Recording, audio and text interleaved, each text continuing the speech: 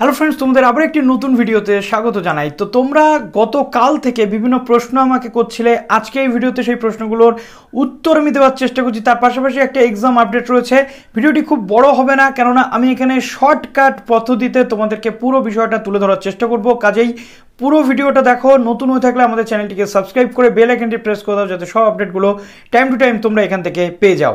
এবং দেখো, একটা বিষয় তোমাদের ক্লিয়ার করতে চাই যে হাইকোর্টের যে মামলা হয়েছিল গতকাল, তোমাদের বলেছিলাম যে একটি মামলা ডিভিশন বেঞ্চে গেছে। সেটা কোন মামলা? যেটা ম্যাক্সিমাম স্টুডেন্টসদের মামলা ছিল, যে মামলাটা কিন্তু ইকুয়ালিটি বলো বা সিলেবাস কমপ্লিটেশন, নতুন যে পয়েন্টগুলো সেগুলো সেখানে অ্যাড হয়েছে। মামলাটা কিন্তু প্রথমে সিঙ্গেল বেঞ্চে খারিজ হয়, পরে ডিভিশন বেঞ্চে যায় এবং ডিভিশন বেঞ্চে অ্যাকসেপ্ট হয়েছে। আগামীকাল সেই মামলাটার কিন্তু আলটিমেটলি শুনানি রয়েছে 16 তারিখ, যেটা তোমাদের আগেও বলেছিলাম। কিন্তু তার পাশাপাশি তোমাদের আরও একটা গুরুত্বপূর্ণ প্রশ্ন ছিল, যেটা হচ্ছে অ্যাডভোকেট সায়ন ব্যানার্জি বাবুর আন্ডারে যে মামলাটা দাখিল করা হয়েছিল পাবলিক ইন্টারেস্ট লিটিগেশন, যেটাকে বলা হয় জনস্বার্থ মামলা, সেই মামলাটির কি স্ট্যাটাস। তো সেই মামলাটির স্ট্যাটাস সম্পর্কে অবশ্যই তোমাদের সঙ্গে বলবো। তার আগে সেই মামলাতে কতগুলো নতুন নতুন গুরুত্বপূর্ণ তথ্য আছে সেগুলো তোমাদের সামনে তুলে ধরি, যেটা আজকের দিনে জানাটা তোমাদের কাছে খুবই জরুরি। তো প্রথমত সায়ন ব্যানার্জি বাবু যে মামলাটি করেছেন, সেই মামলাটি হচ্ছে প্রধানত চিফ সেক্রেটারি নবান্ন, যেটা রয়েছে চিফ সেক্রেটারি নবান্ন এবং ইউনিভার্সিটি অফ ক্যালকাটা, এখানে department of higher education West Bengal Bikash Bhavan এবং secretary of the department of higher education, এবং এখানে ইউনিভার্সিটি গ্র্যান্ড কমিশনকে কিন্তু পার্টিতে রেখে এই মামলাটি করা হয়েছে।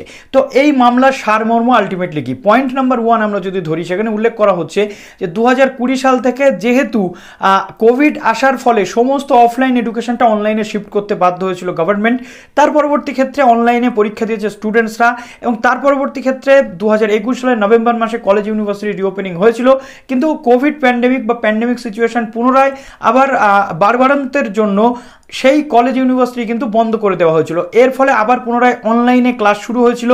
শুধু তাই নয়, অনলাইনে ক্লাসের পাশাপাশি স্টুডেন্টসরা অনেকেই ছিল যারা অনলাইনে ক্লাসটাকে ঠিকঠাক অ্যাটেন্ড করতে পারতো না। এরপর ফেব্রুয়ারি মাসে আবার কলেজ ইউনিভার্সিটি পুনরায় রিওপেন হয় এবং তারপর 2 থেকে 2.5 মাস সেখানে অফলাইন ক্লাসেস হয়। এর মধ্যে আবার সামার ভ্যাকেশন বা সামার রিসেস চলে আসে, যেখানে কোনো কলেজ বন্ধ রেখেছিল, আবার কোনো কলেজ কিন্তু ক্লাস চালিয়ে গেছিল, আবার কোনো কলেজ অনলাইনে ক্লাস করছিল। এখানে এই যে বিভিন্ন সমস্যা তৈরি হয়েছিল, এর ফলে কিন্তু কলেজগুলো সিলেবাস কমপ্লিট করতে পারেনি, ইনস্টিটিউশন আলটিমেটলি সিলেবাস কমপ্লিট করতে পারেনি এবং স্টুডেন্টসরাও সিলেবাসগুলোকে ঠিকঠাকভাবে কমপ্লিট করতে পারেনি। এমতো পরিস্থিতিতে অনলাইন পড়াশোনাতে সবাই সুযোগ থেকে বঞ্চিত হয়েছে বা অনলাইন পড়াশোনাতে সবাই সমানভাবে পড়াশোনাতে অংশগ্রহণ করতে পারেনি। এমতো পরিস্থিতিতে প্রস্তুতি ছাড়া, স্টুডেন্টসরা সিলেবাস কমপ্লিটেশন ছাড়া কিভাবে পরীক্ষাতে বসতে পারবে? পরীক্ষাতে বসতে যদি তারা চায়, তাহলে তাদেরকে যথেষ্টভাবে সিলেবাস কমপ্লিট করিয়ে এই যে পরীক্ষা এটা নিতে হবে। এবং তার পাশাপাশি হোম সেন্টারের যে ডিমান্ড ছিল, সেই বক্তব্যটাও কিন্তু সেখান থেকে চলে এসেছিল। এই একাধিক বিষয় এখানে ইনক্লুডেড রয়েছে এবং প্রত্যেকটা মামলার যেটা ফার্স্ট যে বক্তব্য, সেটা হচ্ছে যে স্টে অর্ডার ফেলা, অর্থাৎ যে মামলাটা কালকেও ডিভিশন বেঞ্চে গেল, সেটাতেও কিন্তু স্টে অর্ডার ফেলাটাই সবার মূল উদ্দেশ্য। কেননা এক্সাম যদি চলতে থাকে তাহলে এই কেসের কোনো ভিত্তি নেই বা এই কেসের কোনো মানে হয় না। সেই জায়গাতে দাঁড়িয়ে কোর্টের কাছে প্রত্যেকটা অ্যাডভোকেট, প্রত্যেকটা যারা পিটিশনার রয়েছে, তাদের কিন্তু একটাই ডিম্যান্ড যে স্টে অর্ডার যাতে পড়ে, অর্থাৎ আগে এই পরীক্ষাগুলোকে স্থগিত করা হবে, তার পরবর্তী ক্ষেত্রে শুনানির পর শুনানি হবে এবং যে ডিসিশনটা কোর্ট নেবে তার উপরে ভিত্তি করে, এবং তারপর কোর্ট চাইলে স্টে অর্ডার তুলেও দিতে পারে।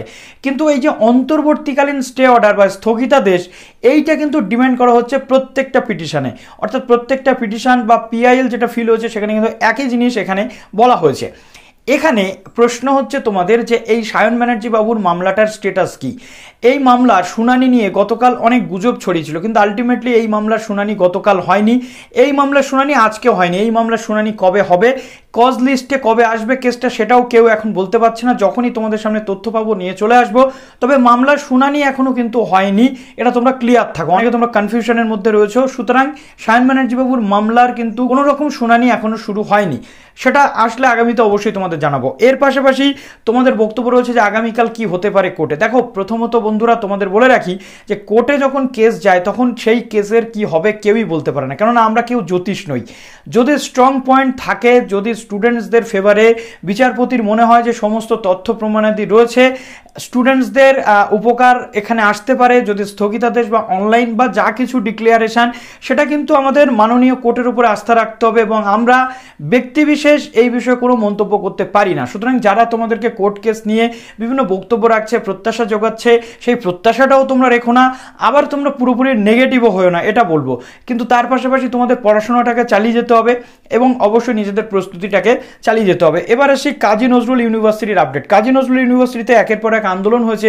এবার কাজী নজরুল ইউনিভার্সিটির পক্ষ থেকে যে জয়েন্ট ফ্যাকাল্টি কাউন্সিলের বক্তব্য চলে আসছে, 6, 8, 10 সেমিস্টারের পরীক্ষা কমপ্লিটেড কিন্তু হবে 2 জুলাই, অর্থাৎ end semester practical examination completed হয়ে গেছে তোমাদের।